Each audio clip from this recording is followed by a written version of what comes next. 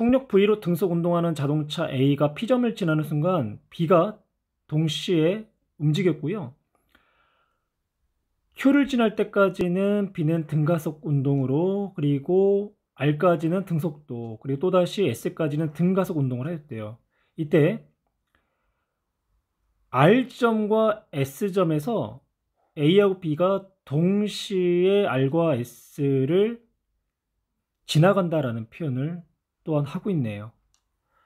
그러면 V의 속력으로 움직이는 A가 P점을 지날 때의 시각을 0이다라고 한다면 Q지점을 지날 때의 시각은 속력분의 거리 L이 되는 거고, R을 지날 때는 V분의 2L, 그리고 S를 지날 때의 시각은 V분의 3L이 되는 거죠. 그러면 B가 P로부터 Q까지 이동할 때의 시간을 TPQ라고 표현할 거고요. Q에서 R까지 이동한 시간을 QR로 나타낼게요. 그리고 R에서 S까지 이동하는 데의 시간을 R, S다라고 넣을 거고, 또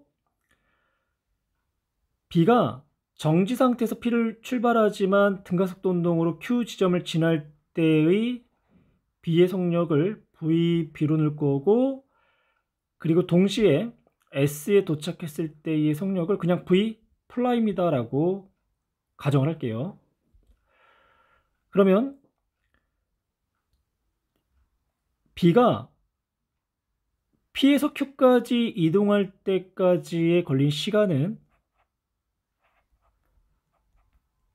P에서 Q까지의 평균 속력, 처음에는 0이었고 등가속도 운동으로 속력이 VB까지 된 거죠. 그러면 처음 속도하고 나중 속도를 더해서 2로 나눠준 값이 B의 P와 Q 사이의 평균 속력이 되겠네요. 그러면 2분의 VB 분의 거리가 L, 그러면 VB분의 2L이 되는 거고, 그 다음에는 Q에서 R까지 이동하는 데의 시간은 VB의 일정한 속력으로 L만큼 이동했기 때문에 VB분의 L로 표현할 수 있죠. 그러면 P에서 Q까지 이동하는 데의 총 시간은 VB분의 2L을 V분의 L로 더해주면 되는 거고, 그러면 VB분의 3L 값이 나오겠죠. 그러면 이때 A의 경우도요, R에 도착했을 때의 시각이 V분의 2L, 즉 P에서 R까지의 이동한 시간이 V분의 2L이 됐어요. 그러면 이 값이 V분의 2L이 된다. 그러면 VB 값을 구할 수가 있겠죠. 그럼 VB는 얼마가 되나요? 2분의 3 V가 되더라. 그래서 Q 지점에서의 B의 속력은 2분의 3 V가 된다.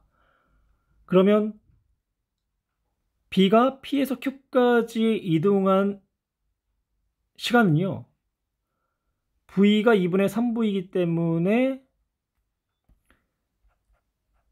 3V분의 4L 값이 나오는 거죠. 그래서 보기 니은에서 B가 P에서 Q까지 운동하는 데 걸리는 시간은 3V분의 4L이다가 옳은 내용이 되는 거예요.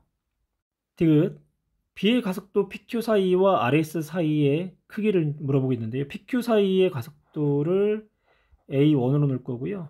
RS 사이의 가속도를 A2로 넣을게요. 등가속도 운동 방정식 세 번째, EAS는 V제곱 마이너스 V0의 제곱의 식을 이용할 건데요.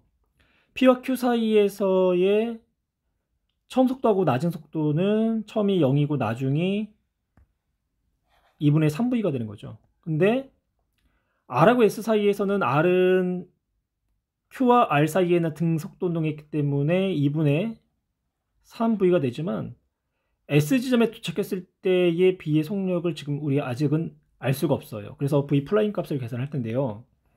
여기서 A하고 B가 R 지점을 동시에 통과를 하고 나서 S점을 동시에 통과를 했대요. 그러면 A는요, V란 속력으로 등속도 운동을 했고, 그 속도로 L만큼 이동을 했을 때의 시간과, 그리고 B가 R하고 S 사이의 평균 속력으로 L만큼 이동했을 때의 시간은 서로가 같은 거죠. 그렇다는 얘기는 B가 R하고 S 사이의 평균 속력이 결론은 A의 속력인 V와 같다라는 결론을 얻을 수가 있을 거예요. 그러면 B의 R과 S 사이의 평균 이제 속력은 결론적으로 V가 되는 거고, 이 값은 2분의 R에서의 속력 2분의 3V, 2분의 V니까 2분의 3V가 되는 거죠. 그리고 S에서의 속력 V 플라임, 그러면 V 플라임은 2분의 V가 되겠네요. 그래서 S 위치에서의 B의 속력 2분의 V라는 것도 찾아냈어요. 그럼 등가속도운동 방정식을 이제 이용을 해서 A1과 A2를 계산해 볼게요. EA1 곱하기 L은 Q에서의 B의 속력 2분의 3V의 제곱이 되는 거죠. P는 0이기 때문에 뭐 굳이 고려할 필요는 없는 거고요. 그러면 가속도 A1은